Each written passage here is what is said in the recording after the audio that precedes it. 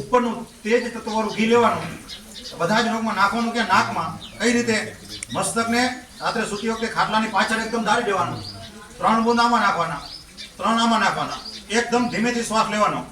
એ ઘી ગળામાં નાવું છે, સીધું મગજમાં જવાનું, ગળામાં આવશે નુકસાન નહીં થાય પણ ફાયદો ઓછો કરશે. એટલે કદાચ એવું લાગે તો 2 મિનિટ મોઢેથી શ્વાસ લઈ લેવાનો. ને જેટલા રોગ કીધા ગેરંટીથી મટે અને મટે. એનાથી ઝડપ કરવી હોય તો ઘણી બધી ગૌશાળા અમે પણ બનાવી છે. પંચગવ્ય નસ્ય એટલે ગાયના 5 ગવ્યો હોય, એમાં સક્ષપુષ્ટિ બ્રાહ્મી એવી વેતન ઔષધિ હોય તો ખૂબ ઝડપથી રિઝલ્ટ મળે. એ નથી તો ગાયના ઘીથી પણ ખૂબ સારું રિઝલ્ટ મળશે. તો ઘી ખૂબ મહત્વનું છે.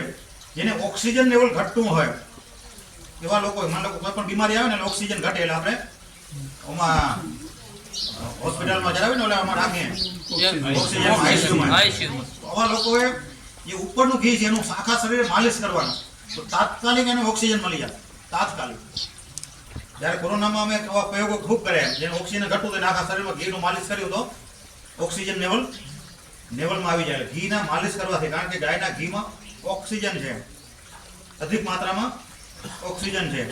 એટલે આપણે 1 ચમચી ઘી ભરવાથી 1 ટન શુદ્ધ ઓક્સિજન તૈયાર થાય. આપણે ઘરે અગરબત્તી કરીએ કે શું કરીએ? અગરબત્તી કેટલા લોકો કરીએ? હાથ ઉપર કરીએ.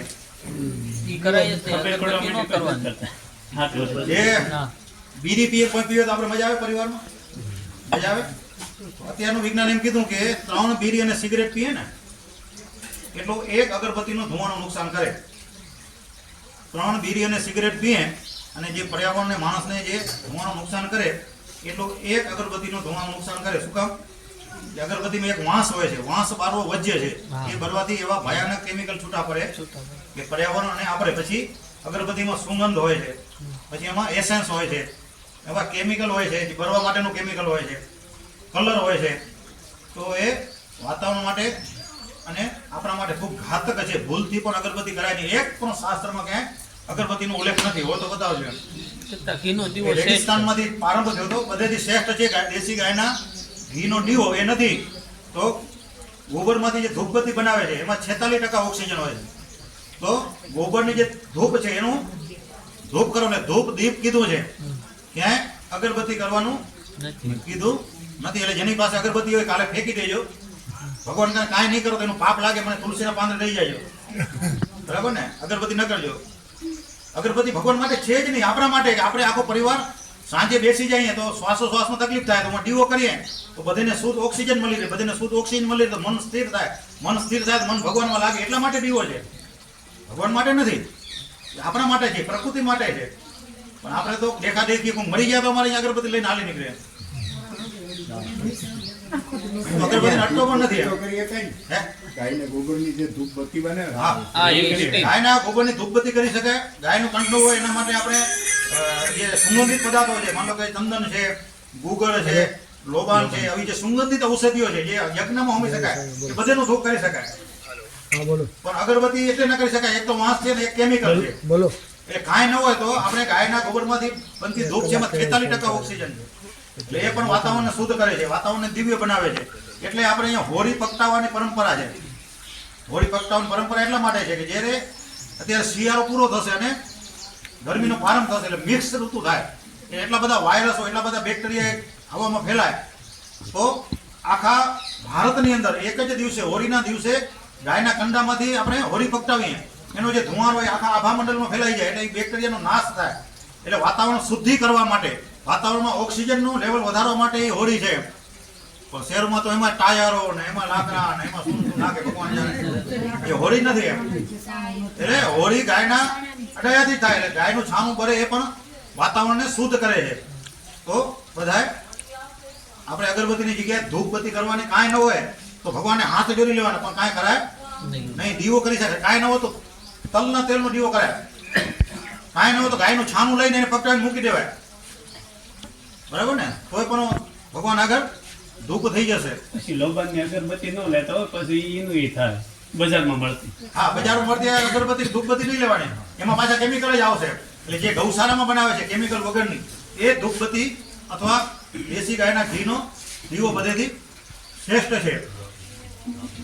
હા, હવે એક વાત કરીને પછી આપણે અહીંયા આગળ બધું જોઈ લઈએ ગોબરના બે વસ્તુ કહી દઉં ઉપયોગી છે એટલા માટે કે જેને ઘૂંટણ દુખે છે લગભગ લોકોને હવે કારણ કે ભેંસનું દૂધ પી ગયા છે, ઘરમાં ઉભા રસોડા થઈ ગયા છે, આપણે દિનચર્યા બગડી છે એટલે ઘૂંટણ ખૂબ લોકોને દુખે.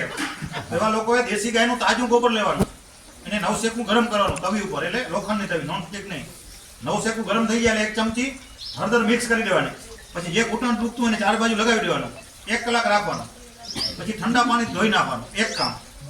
પછી બીજું કામ, ઘણી બધી ગૌશાળાઓ માલિશ તેલ બનાવે છે, એ માલિશ તેલ લેવાનું, હલકા થઈને લગાવી દેવાનું સાંજે. બીજું કામ. અને ત્રીજું કામ, રાત્રે સૂતી વખતે આપણે જે ડૂટી છે નાભી, એમાં 5 બૂંદ દેશી ગાયના વલોણાના ઘી નાખી આજુબાજુ માલિશ કરવાનું. આ 3 કામ કરવાથી ડોક્ટરે કદાચ કીધું કે ઘૂંટણ બદલવું પડશે તો ગેરંટી આપું કે બદલવાની જરૂર નથી. એવા કેટલાય ઉદાહરણ આપી શકું. ને એક છેલ્લી વાત, અત્યારે જ્યારે બાળકનો જન્મ થવાનો હતો, મોટા ભાગે બાળકને આપણે ઓપરેશનથી એનું ઓપરેશન કરી અને બાળકને અવતરણ કરાવતા હોઈએ છીએ. એમાં 3 નુકસાન થાય: બાપનો પૈસો જાય, માનું પેટ બગડે અને બાળકની જન્મકુંડળી બગડે. એને ઠીક રાખવું હોય તો દેશી ગાયનું તાજું ગોબર લેવાનું, 4 કિલો લેવાનું, એક સૂત્ર કાપરમાં નાખીને નીચોવાનું, 1 કપ ગોબરનો રસ ભરી લેવાનો, 5 પાન તુલસીના હાથેથી મસળી નાખી દેવાના. પછી ફરીથી કપડાથી કાઢી લેવાનું.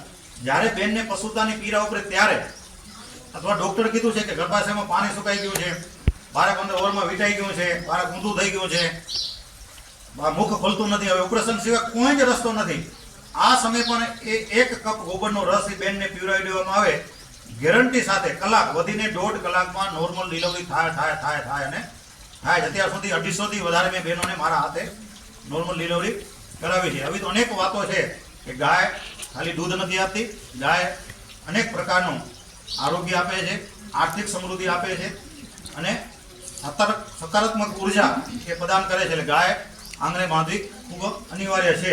એટલે ગાય આધારિત ખેતી ખૂબ મહત્વની છે. એટલે જે ગાય આધારિત ખેતી કરે, કદાચ જોવાની તકલીફ હોય તો નંદી અથવા એવી ગાય વાછડી રાખવાની, જે વિયાવાનો ટાઈમ થાય ત્યારે વેચી નાખવાની. તો દરેકના ઘરે ગાય અનિવાર્ય છે. તો હવે આપણે કંઈ પૂછવું હોય તો પૂછીએ, નહીં તો આપણે ખેતરની મુલાકાત લઈ લઈએ, કોડકનું પણ દર્શન કરી લઈએ.